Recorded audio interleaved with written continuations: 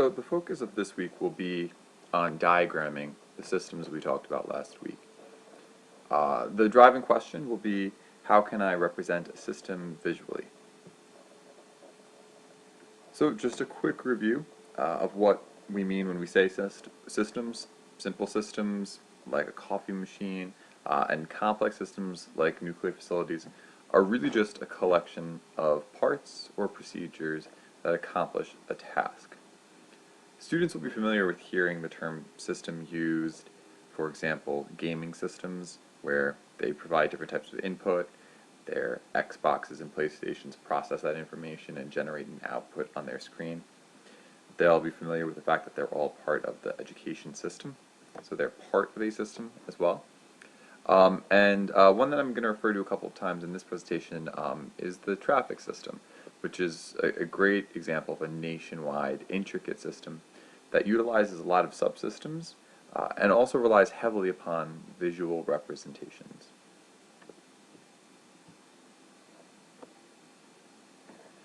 So we can explain to students the importance of visual representations in all areas. They're familiar with how charts are used in history and how graphs are used in science and math. We can also explain that systems engineering visual representations are crucial. They allow us to promote systems thinking. You may want to ask students to go back and consider the traffic system. It's, again, one that they're familiar with, one that they probably used on the way there to school, and the types of symbols they see.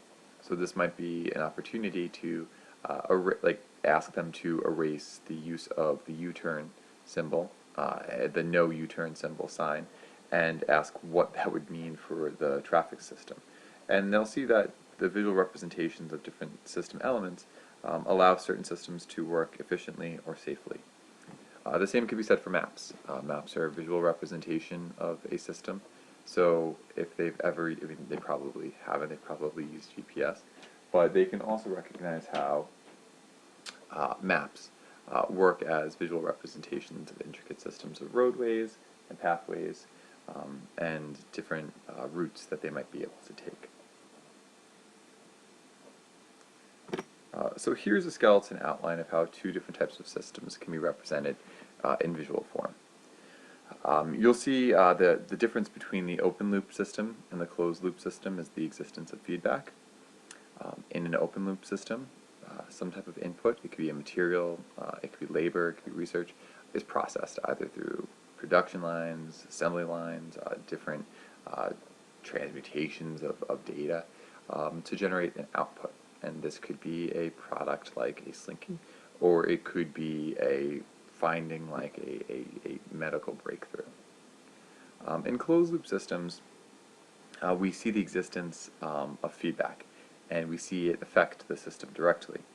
I like to think of the difference between a smart bathtub and a traditional bathtub. So traditional bathtub follows the open-loop pathway where you turn it on, the faucet provides water, and if it overflows, it overflows. The output is the giving of water, twisting the knob, the processing of the water, and then the output is water.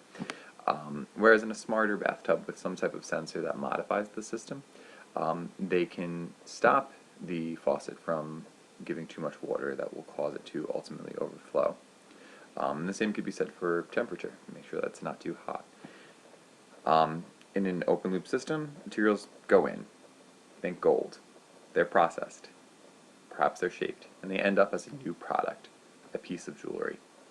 In a closed loop system, the output informs the process and the input. So, for example, if that jeweler in the first open loop system, who's making the gold piece of jewelry, was designing this piece of jewelry in front of the customer may be providing feedback. Oh, that's too big, that's too small, that's too showy. And the jeweler might modify the process or the input as he's going along, using that information to create a smarter, more informed process. These graphs and also much more detailed explanations are available at the link bbc.uk/schools. So here's an example of a simple open loop system. Tea. So we start with a kettle, we fill it with water. Water here is an example of input. Tea bags are steeped into the tea and they process by brewing. And the output is a cup of tea. This is an easy and cheap demonstration, an affordable demonstration, to use to help students understand how materials like water can be modified to generate new outputs. You could also ask students to consider how they would go about crafting a tea factory, perhaps like what an assembly line would look like, what types of materials they would need, what type of feedback they would require, and perhaps even ask them to go back and diagram that system. What would a larger tea manufacturing company in our classroom look like?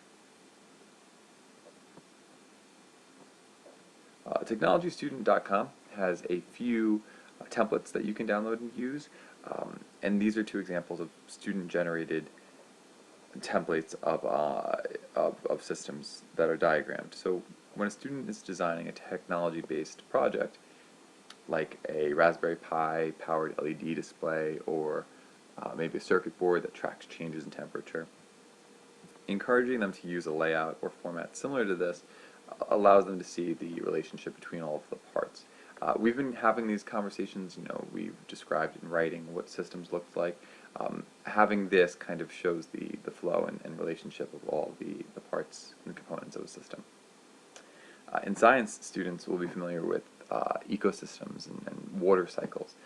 This is a great example of how the system diagram demonstrates how all these parts work together and how input is processed in different ways and ultimately, in this case, recycled. So here's a skeleton outline of a system diagram that I particularly like because it includes a discussion of how feedback is used to inform the system. And that's with this added comparison and adjust piece where the input that's going into the system is compared and adjusted a little bit to affect the process, the output, and the feedback, and then it works in a constant closed loop. An example that I also like is using the sensor-based streetlight to explain how this could be demonstrated. So students know what it's like to sit and wait for a light to change, but they sometimes don't consider that streetlights like the one that appear sometimes have a form of feedback embedded in it. Here you can see those plates that are welded before the spotlight here in the picture. They're looking to detect whether or not a car is on them. So once they can determine, once those plates can determine whether or not a car is there, they modify the system of lights. So you don't need to wait if you're in oncoming traffic for a phantom car, and if you're waiting there, you can rest assured that the system will acknowledge you and make a change. If that's diagrammed in visual form, we can say that the input is the car. It's provided, goes on the metal detector or the pressure plate, whatever system they're using to collect information, and immediately the system is changed. Ultimately, the light will turn from red to green, and the output will be that the car is allowed to advance, and the feedback will determine whether or not they can go back to their regularly scheduled system of lights, or if they need to compare and adjust and make changes again. So this creates a closed loop that students will recognize. So in today's activity, in this week's activity, I'd like you guys to diagram a system of your own. Danielle described in writing the refrigeration system, so you can go back to the system that you described in last week's assignment and then draw it out if you'd like. You can. I'd like you to make sure to include input, process, and output and feedback, but also if you can highlight where the comparisons and adjustments take place. And also show the directions, like how are things moving from one step to the next, and what is the description. So if the input is material, describe the material. You don't need to use any of the templates that I've shown in this presentation. If you have another way of showing it, that would be great. It's just a way to kind of demonstrate the way you perceive the system to work. And it's ultimately what we'd like students to be able to do as well. Also, this week's reading will go a little bit more into systems. It'll also introduce terms that are going to follow us as we continue through the text. The reading begins with a discussion of outputs, looking at how outputs can be positive, like the jewelry and the moving car that we discussed, but that they can also be negative. And they use the Industrial Revolution as an example of this. The text also addresses what industrialization meant to Luddites, and I think it's interesting to have that kind of in our back pocket, so that when students are working with technology, we can ask them to explain their ideas or their thinking to someone who might be thinking like a Luddite, and how they would address those concerns and fears. Additionally, the cradle to grave life cycle technology is also introduced, and that's important because the title of the book is Cradle to Cradle, but we're very familiar with this cradle to grave product's life cycle, and having it introduced in this chapter is something to kind of keep in mind as we move throughout the text. They also look at agriculture and maximum efficiency, so a system that we see for a long time, and how they work with the environment to make the best scenario, the best situation. So that's another great example to use in classrooms when we're describing systems.